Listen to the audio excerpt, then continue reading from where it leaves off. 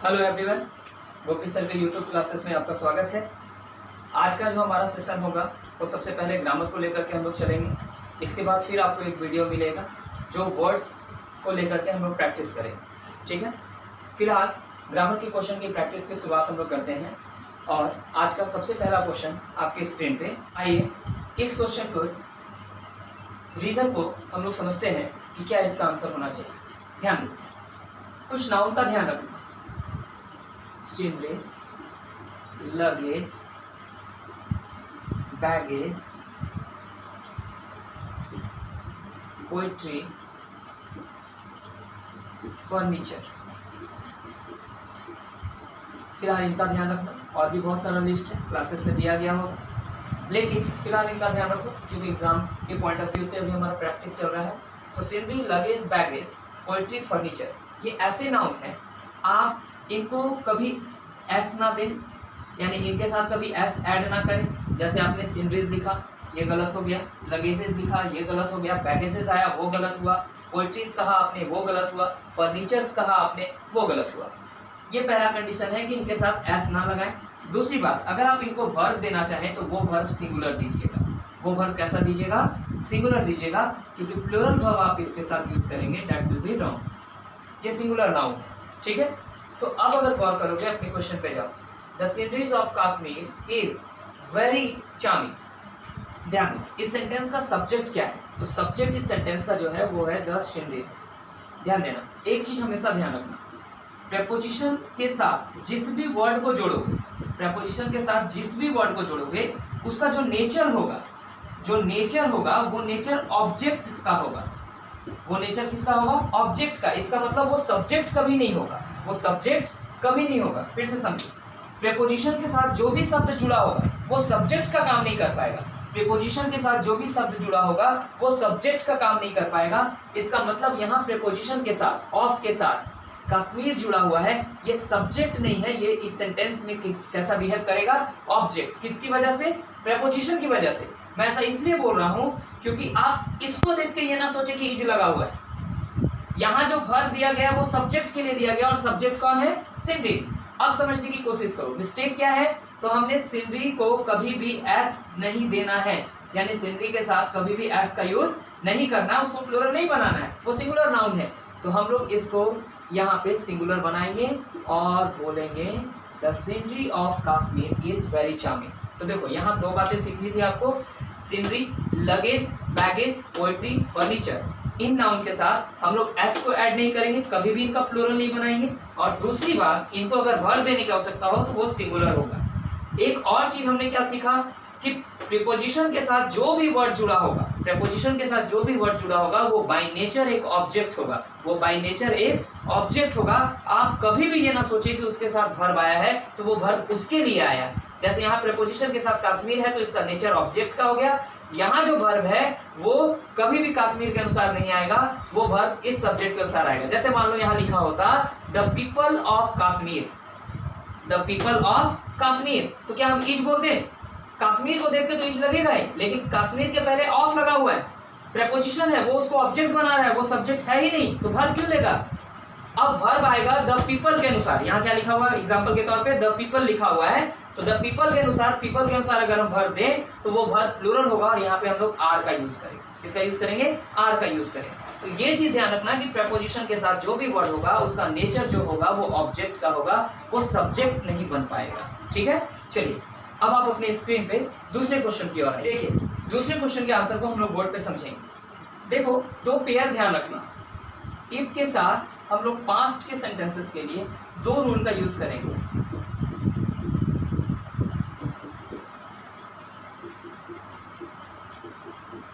तो अब इनका पेयर बनेगा एक रूल की सहायता से। वो पेयर क्या है समझना।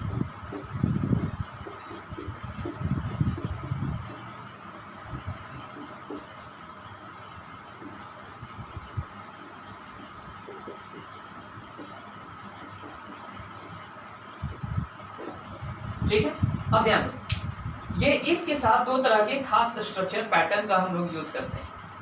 आप ये ध्यान दो कि इफ के साथ अगर ऊपर वाले पैटर्न का यूज किया गया, ऊपर वाले रूल का, सिंपल पास्ट के रूल का यूज किया गया, तो आप उसके साथ जो फॉलोइंग पेयर होगा वो ये यूज करेंगे, वुड प्लस V1। और अगर इफ के साथ इस सेट पार्ट का यूज किया गया तो इसके साथ जो कंसर्निंग पेयर होगा वो वुड हैव V3 का होगा। ठीक है, इन दो पेयर से कई बार क्वेश्चन पूछे जाते हैं।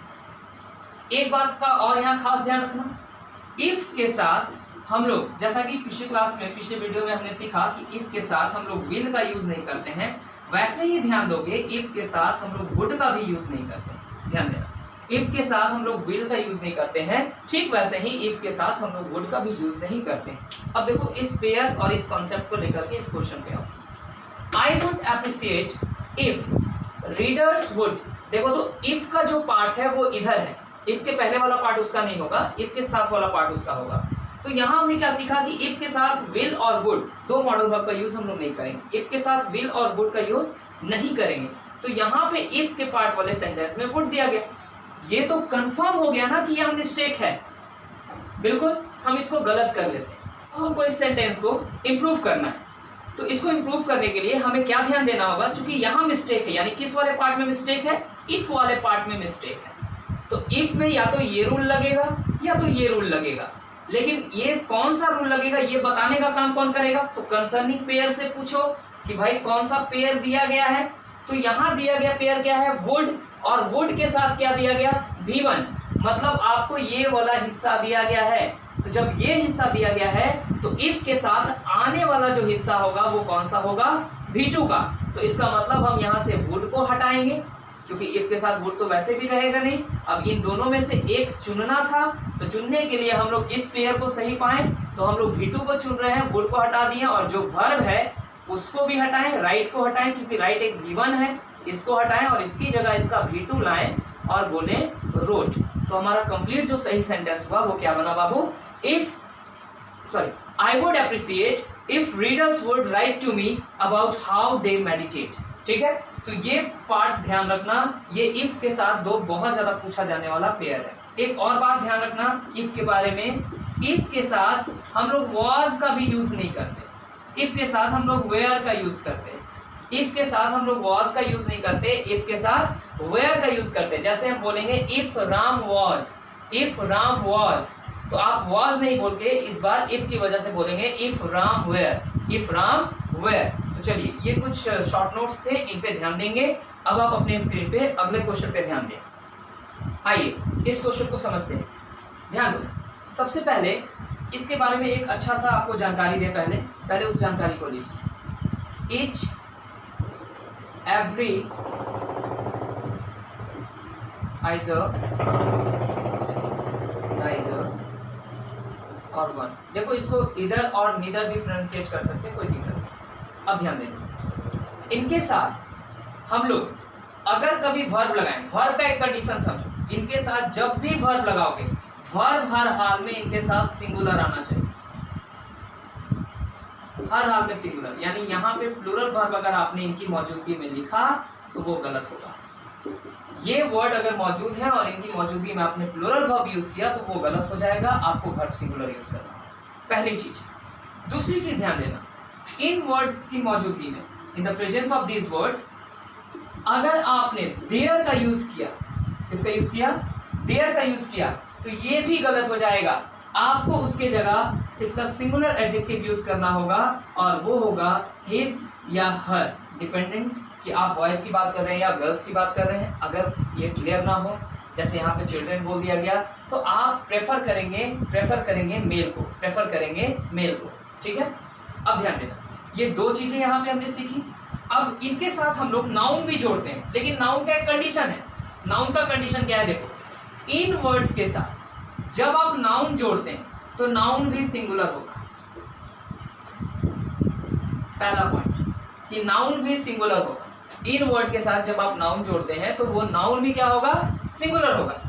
लेकिन इन्हीं वर्ड्स के साथ अगर आप ऑफ दे करके नाउन जोड़ते हैं, ऑफ दे करके नाउन जोड़ते हैं, तो वो नाउन कैसा होगा, प्लूरल होगा। वो नाउन कैसा होगा, प्लूरल होगा। फिर से समझो, each every either neither one के साथ अगर आप वर्ब ऐड करें तो वर्ब किसी भी कंडीशन में आपको देना है वो सिंगुलर होगा, प्लूरल नहीं होगा, पहला चीज। दूसरी बात, each every either neither one के प्रेजेंस में आप देयर का यूज ना करें, उसके जगह हिज और हर का यूज करें, सिंगुलर वर्ड्स का यूज करें। तीसरी सबसे इंपॉर्टेंट बात, each every either neither one के साथ जब भी आप नाउन डालेंगे, नाउन को अटैच करेंगे, तो वो नाउन भी सिंगुलर होगा। पहला कंडीशन, वो नाउन भी सिंगुलर होगा। जैसे each boy, every girl, singular ही होगा।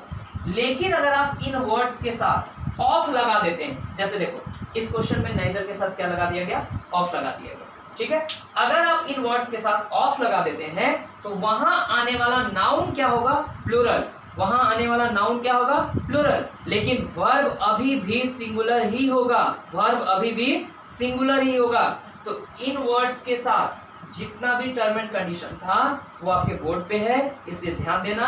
क्वेश्चन इनसे घुमा घुमा के पूछे जाते हैं। अब इस क्वेश्चन पे आओ, नाइदर के साथ ऑफ लग गया, तो ऑफ लगा तो कंडीशन क्या मिला, नाउन हमें प्लूरल चाहिए, तो नाउन हमें प्लूरल दिया गया, चिल्ड्रन, प्लूरल नाउन। हमें वर्ब कैसा चाहिए, तो सिंगुलर चाहिए, वर्ब V2। वर्ब क्या है, V2। V2 ना ही सिंगुलर ना ही प्लूरल के लिस्ट में आता है। V2 का यूज आप किसी भी तरह के सब्जेक्ट के साथ कर सकते हैं, ठीक। यानी ये सिंपल पास्ट का सेंटेंस है। आपको सिंपल पास्ट का रूल याद होगा बाबू। सिंपल पास्ट का रूल क्या होता है, ध्यान देना, तो subject plus V2 plus object.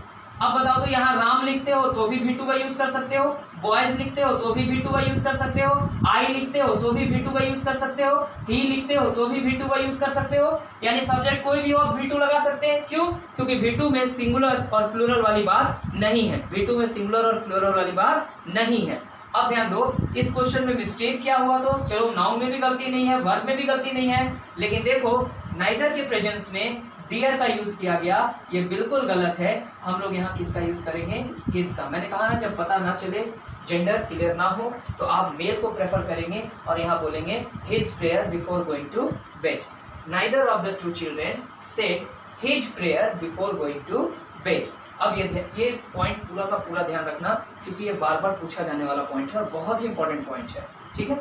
एक बात और मेरे दिमाग में आ रही है यहाँ पे, उसको बता। देखो हम अपने आप को बहुत सीज करके पढ़ा रहे हैं, जितना क्वेश्चन है बस उतना ही बताने की कोशिश कर रहे हैं, वरना अगर इन चीज़ों को पूरा का पूरा डील किया जाए तो फिर और भी कई सारे क्वेश्चंस उठने लगेंगे और भी कई सारे जवाब आने लगेंगे, ठीक है। लेकिन अभी हम लोगों को कम टाइम में सिर्फ और सिर्फ सटीक प्रैक्टिस करना है, इसलिए इस तरह से पढ़ा रहे हैं, ध्यान देना। एक बात जो अभी बताने की इच्छा हो रही है, पहले उस बात को सुन लो। क्या है, हम लोग किसी से पूछते हैं आप कब सोते हैं। If you take an example, आप कब सोते हैं, तो इंग्लिश इसका हम लोग बनाने की कोशिश करते हैं, when do you sleep, when do you sleep. अब जरा सोचना, कोई अपने सोने का टाइम कैसे बता सकता है। किसी का जवाब आया आप कब सोते हैं, तो किसी का जवाब आ गया मैं 10 बजे सोता हूँ। अरे जरा सोचने की कोशिश करो, वो 10 बजे सोता है, इसका मतलब जब उसकी आंख लगती है तो उसको टाइम का पता चलता है कि वो 10 बजे ही सो जाता है। हम ऐसा कह सकते हैं कि मैं 10 बजे बेड पे जाता हूँ, मैं 10 बजे बेड पे जाता हूँ। नींद कब आती है ये कौन बता सकता है, जब आप सो गए तो आप टाइम कैसे देख रहे हैं। इसलिए ग्रामर का एक क्वेश्चन कई बार पूछा जाता है, उस क्वेश्चन पे भी ध्यान दें, व्हेन डू यू स्लीप। अगर ऐसा क्वेश्चन है व्हेन डू यू स्लीप, तो आप इस क्वेश्चन को सुधारेंगे, ये गलत है, इसको सुधारेंगे when do you go to bed, when do you go to bed. यानी आपको स्लीप हटा करके वहां गो टू बेड का यूज करना पड़ेगा। ध्यान से समझना, ये पूछा हुआ क्वेश्चन है, ठीक है। इसलिए ध्यान देना कि हम लोग जब कभी पूछते हैं किसी से व्हेन डू यू स्लीप, ये नहीं पूछेंगे आज के बाद पूछना है when do you go to bed, क्योंकि नींद कब आती है वो आने के बाद हम टाइम नहीं उठ करके देखते हैं, ठीक है ना। चलिए अब आप अपने अगले क्वेश्चन पे जरा ध्यान दे बाबू, स्क्रीन पे आइए इस क्वेश्चन को समझते हैं। देखो कभी कभी किसी सेंटेंस में जो वर्ब यूज किया जाना चाहिए वो वर्ब नहीं दिया जाएगा, आपको कोई दूसरा वर्ब दे दिया जाएगा। आपको अपने नॉलेज के आधार पे ये जज करना होगा कि दिया गया वर्ब गलत है और इसके जगह कौन सा वर्ब सुटेबल होगा। ध्यान दो, I set down opposite him and produce the packet of cigarette. आप इस क्वेश्चन को जैसे ही पढ़ेंगे आपको पता चल जाएगा प्रोड्यूस का यूज हो ही नहीं सकता इस सेंटेंस में अभी यहाँ पे, क्योंकि यहाँ जो दो फ्रेंड्स एक दूसरे को अपोजिट बैठे हैं और वहां बैठ करके वो एक दूसरे को सिगरेट पास करेंगे, सिगरेट ऑफर करेंगे, सिगरेट का पैकेट ऑफर करेंगे, ये नहीं कि सिगरेट प्रोड्यूस करेंगे। इसका मतलब यहाँ पे प्रोड्यूस का यूज नहीं करके हम ऑफर वर्ब का यूज करें तो ज्यादा बेहतर होगा। हमारा सेंटेंस होना चाहिए था I set down opposite him and offered the packet of cigarettes. तो ये बहुत आसान सा क्वेश्चन था, वर्ब की गलती के कारण इसमें एरर हुआ। चलिए नेक्स्ट क्वेश्चन पे जरा ध्यान देना बाबू। तो this happened just exactly 5 years ago। This happened just exactly 5 years ago। इस सेंटेंस में क्या एरर है ध्यान दो। आपने कई बार ऐसे कॉन्सेप्ट का यूज किया होगा, जैसे मैंने कहा कजन ब्रदर या कजन सिस्टर। तो आपको याद होगा क्लासेस में पढ़ाया गया कि इनका यूज हम लोग एक साथ नहीं करते हैं, यहाँ से ब्रदर और सिस्टर को हटा देते हैं। फिर मैंने आपको बताया रिपीट अगेन अगर ऐसा रहा, रिटर्न बैक अगर ऐसा रहा, तो रिपीट के साथ अगेन का यूज नहीं करना, रिटर्न के साथ बैक का यूज नहीं करना। ठीक, यहाँ पे आप ये भी कॉन्सेप्ट देख सकते हैं कि जब री लग जाता है ना, तो वो या तो अगेन को ही बताता है या तो वो बैक को ही बताता है। ठीक है, अब आप ध्यान देना, अगर हम बात करें, एक छोटा सा पॉइंट बना लें यहाँ कि री के साथ हम किसी भी वर्ड को जोड़ें, री के साथ कोई भी वर्ड जोड़ करके बनाएं, तो उस वर्ड के साथ हम लोग अगेन या बैक का यूज नहीं करेंगे, इसको अवॉइड करेंगे। अब एग्जाम कोई भी वर्ड दे दे, रिपीट की जगह कोई भी वर्ड हो, रिटर्न की जगह कोई भी वर्ड हो, अगर री लगा हुआ है तो हम अगेन और बैक का यूज नहीं करेंगे। तो ऐसे कई चीजें होती हैं जो साथ में काम नहीं करती है, साथ में नहीं आती है। ठीक है, ठीक उसी तरह से अगर हम बात करें जस्ट की और अगर हम बात करें एग्जैक्टली की, तो आप पाइएगा दोनों का मीनिंग एक ही है। जस्ट का भी मीनिंग वही है जो एग्जैक्टली का मीनिंग है। तो इस वजह से आप इन दोनों को एक साथ यूज नहीं कर सकते हैं, दोनों में से किसी एक का यूज करो। तो अब इस सेंटेंस को सुधारने के लिए कोई बहुत बड़ी बात नहीं है, आप या तो जस्ट का यूज कर लो, आप या तो एग्जैक्टली का यूज कर लो, लेकिन किसी एक का यूज करना, बस यही बात। या तो बोल लो this happened just 5 years ago या this happened exactly 5 years ago, दोनों पार्ट्स हमारा सही हो जाए। ठीक है, चलिए बहुत आसान सा क्वेश्चन था। अगले क्वेश्चन पे ध्यान दीजिएगा बाबू। आइए इस क्वेश्चन को हम लोग समझने की कोशिश करें। देखो वर्ब 4 की बात की जाए, वर्ब 4 मतलब आप जब वर्ब 1 में आईएनजी का फॉर्म यूज करते हैं, तो कुछ ऐसे वर्ब हैं जिनको स्टैटिक वर्ब कहते हैं, कुछ ऐसे वर्ब हैं जिनको स्टैटिक वर्ब्स कहते हैं, जो हम टेंस पढ़ाने के दौरान प्रेजेंट कंटिन्यूअस में आपको डील करते हैं। ठीक है, लेकिन फिलहाल अभी जो पॉइंट आया उस पॉइंट को समझ लो। कुछ ऐसे वर्ब हैं जो स्टैटिक वर्ब्स कहलाते हैं। स्टैटिक वर्ब्स की खासियत ये होती है कि इनके साथ हम ये आईएनजी फॉर्मेशन नहीं करते हैं, इनके साथ हम ये आईएनजी फॉर्मेशन नहीं करते। ध्यान दें, अगर हम आईएनजी फॉर्मेशन की बात करें तो कहाँ नहीं करते ये समझ लो। कंटिन्यूअस फॉर्म यानी आप जहाँ कंटिन्यूटी बताना चाहते हैं, कंटिन्यूटी बताना चाहते हैं, वहाँ पे इनका यूज मत कीजिएगा। वर्ब जैसे see, hear, feel, understand, trust, believe etcetera, और भी बहुत सारे हैं। एक ऊपर वाला वर्ब भी ले लो ताकि क्वेश्चन क्लियर हो जाए। रिमेंबर, ये कुछ ऐसे वर्ब है, बाकी लिस्ट मैंने आपको क्लास में दे रखा है, ध्यान रखिएगा। ये कुछ ऐसे स्टैटिक वर्ब का, सॉरी अंडरस्टैंड होगा बाबू, ये लिखते हैं हमने।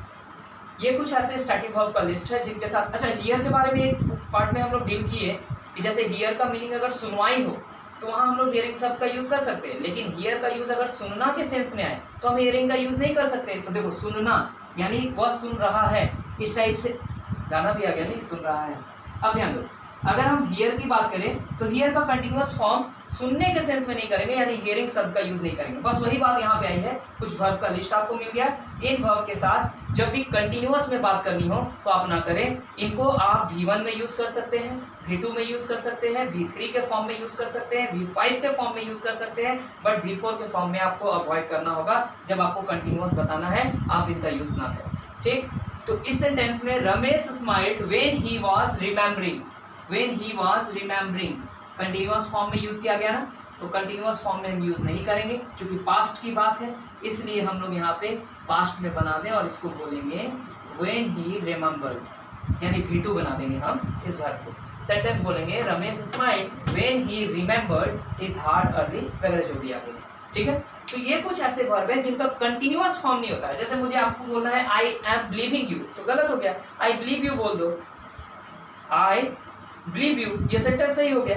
ठीक है, तो ये कुछ ऐसे वर्ब है जिनसे आप कंटिन्यूअस बताने की कोशिश ना करें तो बेहतर होगा। आप इनको V1 में यूज करें, V2 में यूज करें, V3 में यूज करें, V5 में यूज करें, बस V4 में यूज ना करें। देखो आईएनजी लगता भी है इन वर्ब में, लेकिन जेरेंड के फॉर्म में, जो हम आपको बताएंगे पार्टिसिपल के फॉर्म में, वो हम आपको बताएंगे या क्लासेस में बता चुके हैं, और जो बच्चे नहीं जानते उनको आने वाले समय में जानकारी मिल जाएगी।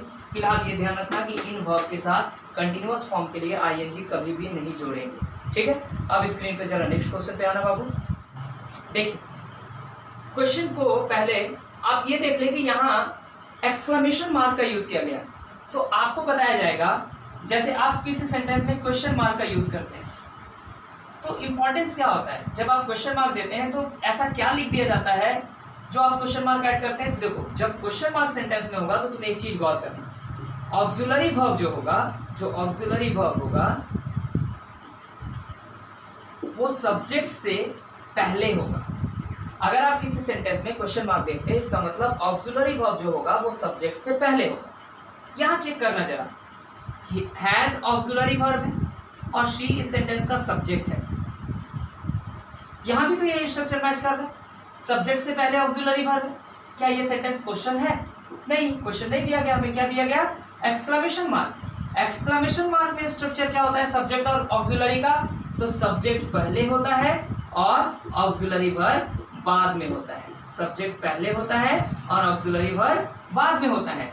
तो जब यहाँ पे एक्सक्लेमेशन मार्क दिया गया है तो हम इंटरोगेटिव यानी क्वेश्चन मार्क वाले फॉर्म को यूज नहीं करेंगे, हम इसको गलत करेंगे और यहाँ पे किसका यूज करेंगे? How she has, how she has drawn, ठीक है। तो ये ध्यान देना, स्ट्रक्चर का खेल है कि अगर हम ऑक्सिलरी वर्ब को सब्जेक्ट के पहले रखते हैं तो वो क्वेश्चन क्रिएट करता है, लेकिन जब बात एक्सक्लेमेशन की आती है तो ऑक्सिलरी का पोजीशन जो है वो सब्जेक्ट के बाद होता है। जब बात एक्सक्लेमेशन की आती है तो ऑक्सिलरी का पोजीशन सब्जेक्ट के बाद होता है। बस इसी आसान से पॉइंट से क्वेश्चन था, ठीक है। चलिए फटाफट जरा नेक्स्ट क्वेश्चन को देखना। इस क्वेश्चन पे ध्यान दीजिए। देखो क्लासेस में वर्ब चैप्टर पढ़ाने के दौरान मैंने आपको कुछ कंफ्यूजिंग वर्ब का लिस्ट दिया था, जिसमें आपको टाइप 1, टाइप 2, टाइप 3 करके कुछ वर्ब दिए गए होंगे, ठीक है। इसमें क्या है कि कुछ ऐसे वर्ब होते हैं जिनका फॉर्म लगभग एक जैसा होता है लेकिन मीनिंग अलग अलग होता है। जैसे अगर हम बात करें, एक वर्ब हम ले लाई। इस लाई का मतलब अगर हम यूज करें झूठ बोलना, ध्यान से समझना, झूठ बोलना। तो देखो इसका फॉर्मेशन क्या हुआ, लाई से बन गया लाइट और लाई से फिर V3 बन गया लाइट, ठीक है। अब अगर हम एक वर्ब फिर ले लाई, जिसका मतलब होता है आराम करना। आराम करना मतलब इन द सेंस वो रेस्ट। ये आराम करना कहने का मतलब लेटना, लेटना समझ रहे हैं ना, हाँ बेड पे जो लेटते हैं लोग। तो लाई यानी आराम करना या लेटना। तो इसका V2 जो हुआ वो हुआ ले और V3 जो हुआ वो हुआ लेन, ठीक है। एक वर्ब और आएगा, देखो ले, देखो यहाँ V2 है, यहाँ पे ले V2 है, किसका? लाई का, जिसका मीनिंग क्या है? लेटना, आराम करने के सेंस में जो लेटते हैं, है ना। लेकिन यहाँ अगर हम बात करें ले, ये V1 है, इसका मीनिंग क्या है? जैसे बिछाना, रखना, जैसे लगेज रखते हैं, चादर बिछाते हैं, उस सेंस में ले का जो V2 आया वो आया लेट और V3 आया लेट, ठीक है। अब जरा सोचना, यहाँ पे अगर हम गौर करें लाई, लाए और ले, तो इस यहाँ जो क्वेश्चन आया वो क्वेश्चन किससे आया ये चेक कर लो, बेहतर होगा। ले का यूज किया गया, ठीक है। अब ले का यूज किया गया तो दिमाग लगाओ, दो जगह पे है, ठीक है, दो जगह पे है। अगर हम V1 मानते हैं, अगर हम V1 ये मानते हैं, जरा समझने की कोशिश करना। मॉडल ऑक्सिलरी की एक खासियत होती है, मॉडल ऑक्सिलरी की एक खासियत होती है कि मॉडल वर्ब के साथ हम लोग V1 लगाते हैं, V1 लगाते हैं मॉडल वर्ब के साथ, ठीक है। तो अगर ले V1 मान लेते हैं मॉडल वर्ब देख के कि ये V1 है भाई, तो चलो इसको V1 माने, तो इसका मीनिंग क्या आया? रखना, बिछाना, ऐसा। He should lay in the bed for a few days। पूरे सेंटेंस को जरा एक बार पढ़ना था। Doctor advise mister Murugan that because of his sewer cramps, because of his sewer cramps he should ले। अब जरा सोचना, यहाँ पे उसके क्रैम्प्स हो गया है, उसको क्रैम्प्स का प्रॉब्लम आ गया है, तो इस कहने का मतलब ही शुड ले यानी उसे आराम करना चाहिए, उसे आराम करना चाहिए कुछ दिनों बेड पे। तो आराम करने का सेंस आ रहा है ना, तो आराम करने के लिए हम इसको तो अब नहीं ले सकते कि यहाँ पे ये यूज किया गया, बिल्कुल नहीं। यहाँ पे दिया क्या गया हमें? ये ले, मतलब क्या दिया गया? V2, जबकि मॉडल ऑक्सिलरी के साथ आना क्या चाहिए था? वर्ब 1। तो इस ले का आराम करने के लिए V1 क्या है, लाई। तो यहाँ पे हम लोग ले का यूज नहीं करके उसके V1 फॉर्म का यूज करेंगे, लाई का। देखो इस लाई का मीनिंग झूठ बोलना नहीं है बाबू, इस लाई का मीनिंग आराम करना है, लेटना है, जो एक V1 है। ठीक है, ले यहाँ पे आराम करने का सेंस क्रिएट किया, और वो चूंकि वो V2 था जो मॉडल वर्ब के साथ नहीं आ सकता, मॉडल वर्ब के साथ V1 आएगा, इसलिए हमने उस V2 का V1 चुना और उसका V1 क्या मिला, लाई। तो ही शुड लाई कहने का मतलब ये, ही शुड लाई कहने का मतलब उसे आराम करना चाहिए, उसे बेड पे लेटे रहना चाहिए, कुछ दिन के लिए रेस्ट करना चाहिए। ठीक है, तो ये कंफ्यूजिंग वर्ब का जो पेयर होता है, ऐसे बहुत सारे वर्ब आपको दिए गए होंगे, उन वर्ब को एक बार जरा बड़ा रिव्यू कर लेना, तो तुम्हें एक बार रिवाइज हो जाएगा सारा चीज। ठीक है, चलिए ध्यान दीजिएगा नेक्स्ट क्वेश्चन पे। देखो इस तरह के क्वेश्चंस को बनाने के लिए, इस तरह के क्वेश्चंस को बनाने के लिए हमारे पास क्या कंडीशन है, a variety of, sorry, a team of, a chain of, a set of, इसका जो कंडीशन है वो ये है कि ए और एन होना चाहिए, उसके साथ कलेक्टिव नाउन होना चाहिए,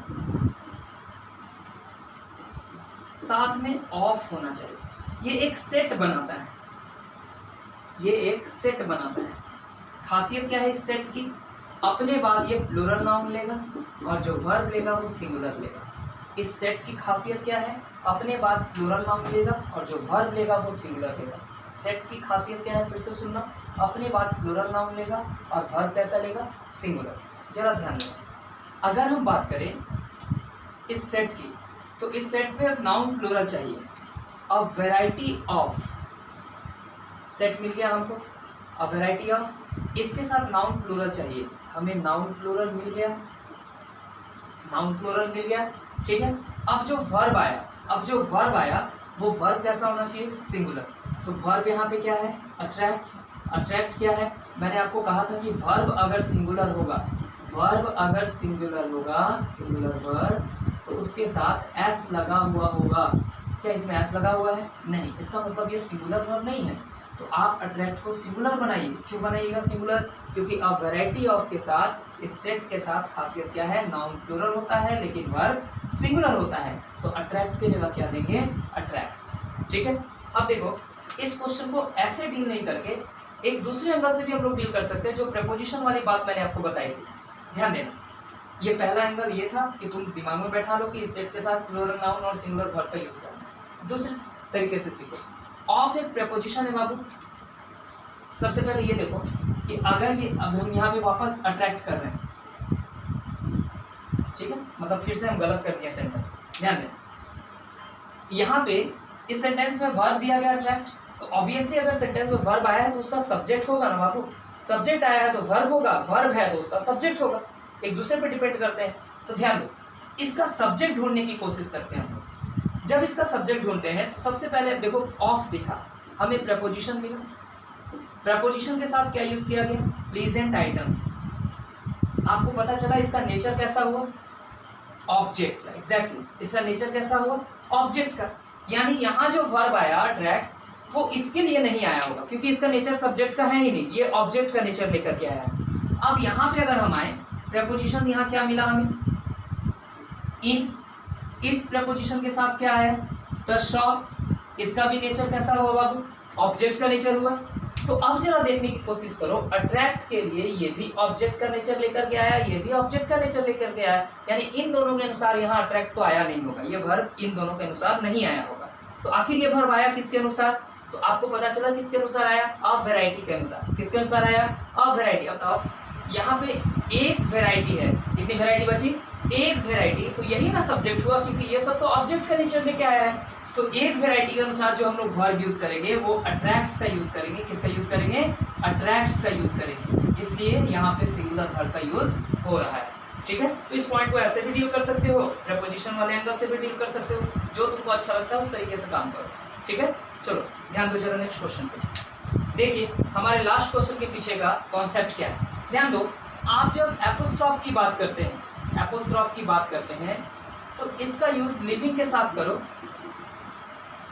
लिविंग के साथ करो, जैसे राम का राम्स, चिल्ड्रन का चिल्ड्रंस, आप एपोस्ट्रोफ का यूज़ कीजिए। जब बात नॉन लिविंग की आए, जब बात नॉन लिविंग की आए तो आप एपोस्ट्रोफ को अवॉइड करें। जब बात नॉन लिविंग की आए तो आप एपोस्ट्रोफ को अवॉइड करें। देखो क्लासेस में नाउन पढ़ाने के दौरान जब आपको हम केस पढ़ाए हैं नाउन का, ठीक है, तो उस दौरान जब पोसेसिव केस की बात हुई थी, जब एपोस्ट्रोफ हम लोग यूज़ करते हैं जहाँ पे, तो उसमें हम आपको बताए हैं कि कई जगह पे ग्रामर ने अलाउ कर रखा है, जैसे टाइम बताने वाली चीज़ों के साथ, प्लेस बताने वाली चीज़ों के साथ आप एपोस्ट्रोफ का यूज़ कर सकते हैं। लेकिन अभी जो हम शॉर्ट में आपको इस क्वेश्चन के पीछे के रीज़न को बताने की कोशिश कर रहे हैं वो ये है कि आप लिविंग के साथ यूज़ करें और नॉन लिविंग के साथ यूज़ ना करें। जैसे आप फैंस प्लेट, ऐसा ना कहें, टेबल्स लेग ना कहें, इनको आप ऑफ वाले स्ट्रक्चर में लाएं और इधर से बात बोलें, blade of fan, blade of fan, इधर से बोलें leg of table, leg of table. तो ठीक इसी तरह से यहाँ जो टेबल्स लेग लिखा हुआ है, हम इसका यूज़ नहीं करके यहाँ legs, the legs of table, इसका यूज़ करें, द लेग्स ऑफ टेबल। ठीक है, ध्यान, ये हमारा लास्ट क्वेश्चन के पीछे का आंसर है। तो ऐसा नहीं कि सारे पॉइंट्स जो मैं अभी आपको डील कर रहा हूँ इससे रिलेटेड कोई चैप्टर है ही नहीं, सारे चैप्टर्स हैं। पूरा ग्रामर एक बार अच्छे से पढ़ोगे, अच्छे से उसको स्टडी करोगे, अच्छे से मेहनत करोगे। देखो आपको पढ़ना पूरा पड़ता है। एग्ज़ाम में कुछ चीज़ें हैं जो बार बार रिपीट की जाती हैं, कुछ चीज़ें हैं जो इम्पोर्टेंट होती हैं, कुछ चीज़ें हैं जो नहीं पूछी जाती हैं, लेकिन पढ़ना आपको पूरा पड़ता है ताकि आप चैप्टर के सारे के कॉन्सेप्ट को अच्छे से समझें। आप जब चैप्टर के पूरा का पूरा सारा कॉन्सेप्ट आप अच्छे से समझ जाते हैं तो क्वेश्चन किसी भी तरीके से पूछा जाए, हमारा इंटेंशन होता है पूरा ग्रामर स्ट्रॉन्ग करना। पूरा ग्रामर स्ट्रॉन्ग करने के लिए आपको करना क्या है, तो चैप्टर बाय चैप्टर अपने आप को स्ट्रॉन्ग करो। चैप्टर बाय चैप्टर आपने, जैसे आपने नाउन पढ़ा तो नाउन का जितना क्वेश्चन हो सके, नाउन को पहले अच्छे से पढ़ लो, नाउन का जितना क्वेश्चन हो सके उतना क्वेश्चंस को बनाओ।